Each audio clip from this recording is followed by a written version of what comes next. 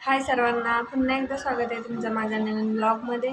तर आमची यात्रा आलेली आहे आणि सगळीकडे स्वच्छता चालू आहे सर्व बायकांची. आणि माझं मात्र चाललेलं आहे ब्लाऊज शिवायचं काम.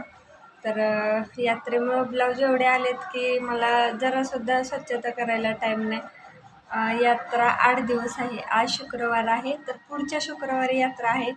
तर म्हणलं की अजून 3-4 दिवस आपण ब्लाऊज शिवूया, नंतर ना स्वच्छता करायला लागूया.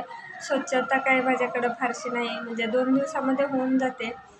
तर आणि त्यांनी पण आहेत सोबतीला, म्हणजे संध्याकाळचं का होईना थोडीशी मदत करू लागतील मला.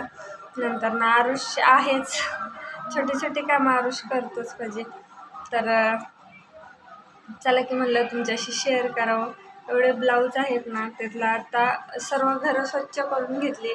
खूप पसारा केला होता आरुषनं. आता तो गेला केस कापण्यासाठी, लांबोटीला गेला आहे. म्हणजे घरापासून 3 किलोमीटर अंतरावर लांबोटी आहे. तिथं पार्क पण आहे. तिथं म्हणलं की जरासा वेळ तो खेळेल, पण खूप दिवस झालं त्याला खेळायला पण नाही. तर तो खेळायला पण घेऊन गेलेत त्यांनी त्याला.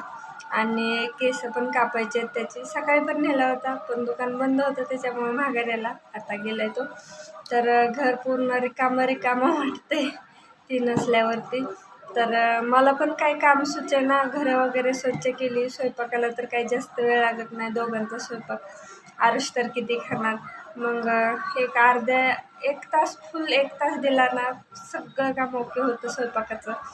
त्याच्यामुळं स्वयंपाकाचं मला जास्त टेन्शन नसतं. म्हणलं की वेळ आहे आपल्याकडं, तर तोपर्यंत एक ब्लाऊज होऊन जाईल. तर हा ब्लाऊज घेतला आहे अस्तरचा मी शिवायला. अजून भरपूर ब्लाऊज आहेत. जवळजवळ 20 ब्लाऊज असतील यात्रेसाठीचे. शिवायचे बाकी असतील अजून मला. 3 ते 4 दिवसामध्ये एवढे शिवायचे. कमीत कमी 3, जास्तीत जास्त चौथा लागला तर चौथा, नाही तर 3 दिवसामध्ये एवढे ब्लाऊज शिवायचे आहेत मला. तर इकडे आहेत ब्लाऊज. लाईट लावली नाही कारण खूप गरम होतंय मला. फॅन फक्त वरती लावलाय. तर घड्या पण घालायला वेळ नाही. फक्त असं म्हणजे जसे येईल तसे फक्त ह्या 4 दिवसामध्ये आलेले टाकलेत, बाकीच्या आतमध्ये ठेवलेत घड्या घालून. तर एवढं ब्लाऊज मला द्यायचे आहेत. तर चला पटपट असे ब्लाऊज शिवून घेते मी. बघूया किती होतात किती नाही. तर इथं मी दप्तर काढले, आमच्या बचत गटाचं दिसतेच तुम्हाला. तर त्या मॅडम पण यायला लागलेत रजिस्टर घ्यायला. तर म्हणलं मोकळं त्यांच्यापाशी बसण्यापेक्षा आपलं काम करत करत त्यांच्यापाशी बसावं. आणि त्या रजिस्टर घेते मी. माझं ब्लाऊजचं पण काम होईल. त्यांनी मला फोन केला होता, मी वगैरे घरी आहे का, तर मी म्हणाले या आहे घरी. तर यासाठी मी आत्ता ब्लाऊज शिवायला बसले. आत्ता 6:30 वाजलेत, तरी पण बाहेर ऊन आहे. आणि पाऊस मध्यंतरीच पाऊस एक 5-7 वेळा झाला असेल आम्हाला, चांगला पाऊस झाला. कारण इकडं पाण्याची खूप कमतरता होते. तर पाऊस चांगला झाला, त्याचं पाणी पण जरासं नळाला आता रोजच्या रोज पाणी यायला लागले नळाला. तर पुन्हा अजून मागचे दिवस पुढे येतात की काय असं वाटायला लागले, कारण ऊन प्रचंड पडायला लागले. या 5-6 दिवसामध्ये ऊन खूपच पडायला लागले.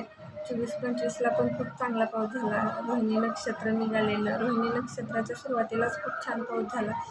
मला वाटलं की आता रोजच पाऊस येईल, पण तसं काहीच झालं नाही. ऊन एवढं पडायला लागले की असं वाटते मागचे दिवस पुन्हा येणार पुढं. कारण पावसाचा अजून कुठंच तपास नाही असं म्हटलं तरी चालेल. तर चला, हा व्हिडिओ नवीन चॅनलसाठी बनवला आहे. नवीन चॅनलला तुम्ही खूप भरभरून प्रेम दिलं, व्हिडिओ बघता आणि व्ह्यूज पण खूप छान येते. आपले 100 सबस्क्रायबर पण पूर्ण होत आहेत आता, होतीलच आज किंवा उद्या होतील. तर पाठीमागचा चॅनल जो होता माझा, तो 100 सबस्क्रायबर पूर्ण करायला मला खूप दिवस लागले होते.